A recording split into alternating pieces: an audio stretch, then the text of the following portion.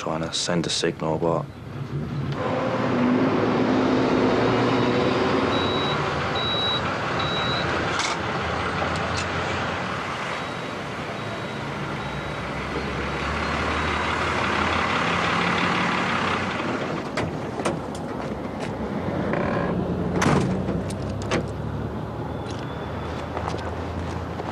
Get in the cab, open the roof hatches and let the prisoners out. All right, now! all right. Get in there!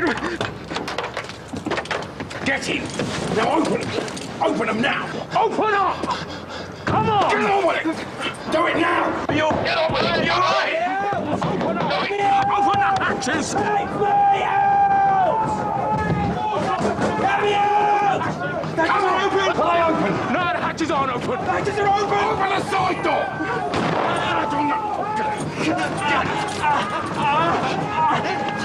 They've got guns! Come on, gentlemen! Open these doors now! Get these prisoners out! Go! Now! Get on with it! Come on! Do it! Good shit, son. You won't get hurt. Right. Open the next one! Now! Open it! Open it! Faster! Faster! Open it! Go! Come on! Come on!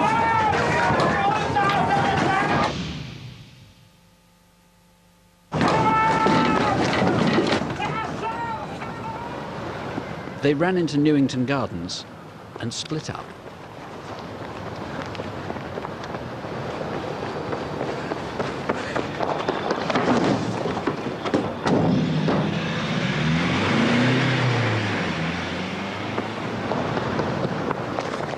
Hobbs disappeared, but we know about the getaway prepared for Cunningham.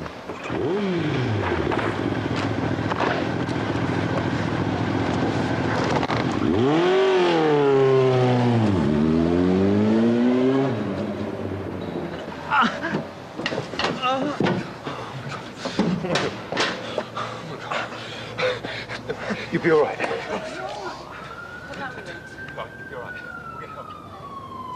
As Detective Superintendent Mick Allen, first tell us what happened to the driver. He was shot with quite a high caliber handgun, could easily have killed him. It could have killed him, yes. It was completely disproportionate in relation to the crime that they were carrying out. It was completely unnecessary. The gunman just seemed to have lost his head. I mean, it wasn't really necessary, that. It wasn't, because they were compliant with the wishes of the gunman, so they would have opened the van. Now, give us a description of the two guys you're most interested in, Cunningham and Hobbs. Well, bearing in mind this is about a year old, but we don't think they'll have changed a great deal.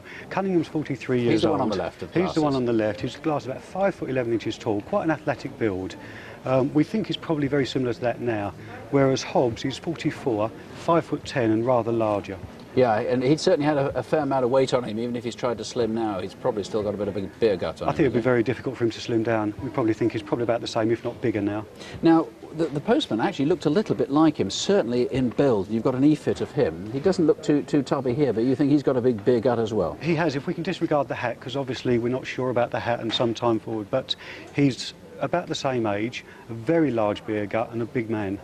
Very expensive to be on the run, isn't it? Because you can't rely on ordinary people. You're having to pay double or treble for everything, and you can't earn money legitimately. No, you can't. And bearing in mind that these men were on remand for attempting to steal £1.25 million from Securicorps, it would be very, very difficult for them to maintain the lifestyle they'd want to under normal circumstances. You want to trace a vehicle. Now, the Evening Standard van has been traced. That's not an issue. But there's a Ford Maverick, which is one of these sort of 4x4s, a black Ford Maverick. Tell me why that was so important. Well, as you heard in the clip, that there was some banging that was heard on the Securicorps van by the guards. We believe that was part of the sophisticated nature of the offence, that they were actually banging to alert the people in that vehicle or near that vehicle that was the van that they should be looking for. We think that that vehicle was in the vicinity of Brixton Prison.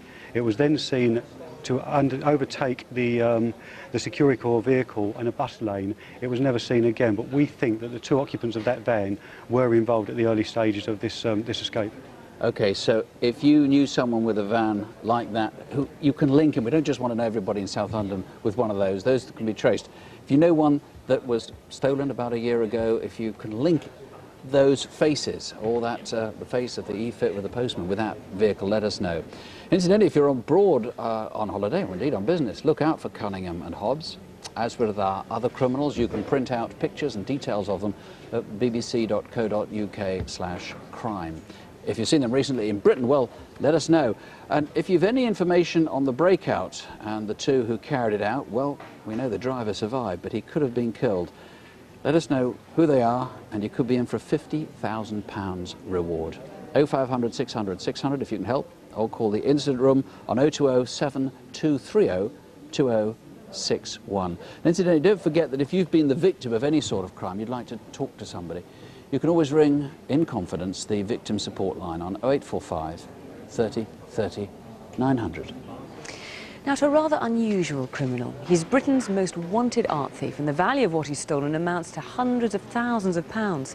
But it's not galleries that need to be on the alert, it's libraries. Good afternoon, sir. Can I help at all? Oh, that would be very kind. I was after 3 volumes in particular. John Speed's map volume from 1627, any of Ortelis's collection, and atlases by Gerard Mercator from 1619. Mercator, Gerard Mercator. Oh. If you'd like to fill out a booking request form, and take a seat just over there, and I'll be over shortly. Oh, I wonder, do you have anywhere with better natural light? Well, they're seating over there. If you'd like to go for it, it's a bit out of the way. He will approach a member of staff from the library and hand them as much as £40 or £50, saying that he's found that money on the floor in the library. And we suspect that what he's actually doing is handing over his own money in an effort to win the confidence of the staff. He uses his pleasant, amiable personality and the confidence that he displays when he deals with the libraries which he's visited. He uses that to win over the trust of the librarians.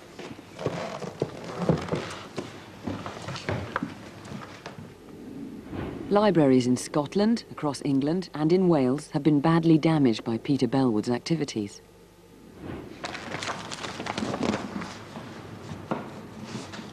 The National Library of Wales in Aberystwyth identified that Peter Bellwood had visited them on 7 occasions during 2000 and early 2001. It was established that a large number of maps had been removed, and we suspect Peter of having stolen those maps.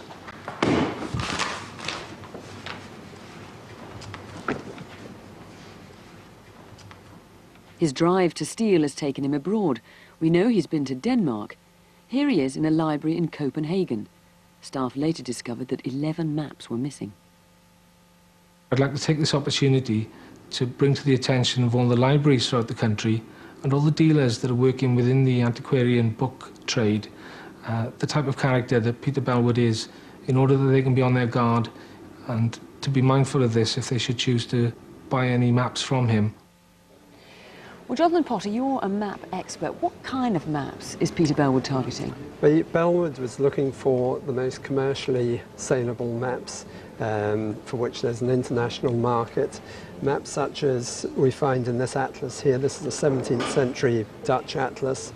And this is beautiful, isn't it? This is the highlight of the atlas, but this would be what he would be looking for.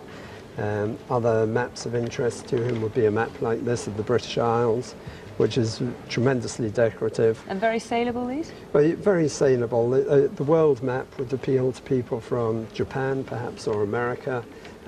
Really any part of the world that's represented here, even Australia, which isn't represented, there would be collectors. And the thing is, it's not just the fact that these maps are worth hundreds of thousands of pounds, they're also part of our heritage, aren't they? And he's plundering it. Yeah, absolutely. He was taking the highlights out of these important atlases, not just from our country, but from various other European countries as well. Now, how can people look out either for the maps that he's selling or make sure they don't buy stolen maps? I think you just have to be very careful about who you're buying from. Buy from reputable dealers. Be wary of anything that looks too good to be true in an odd location, whether it be on the internet or a car boot sale. ask questions, make sure that the person who's selling to you knows what they're talking about. And it's a lot harder now. You can't just walk into a library now and nick a No, map if you want to. the libraries, since these thefts were discovered, have been much more careful about how they're letting people look at the books, supervising them when they have the books, and then making sure that the items are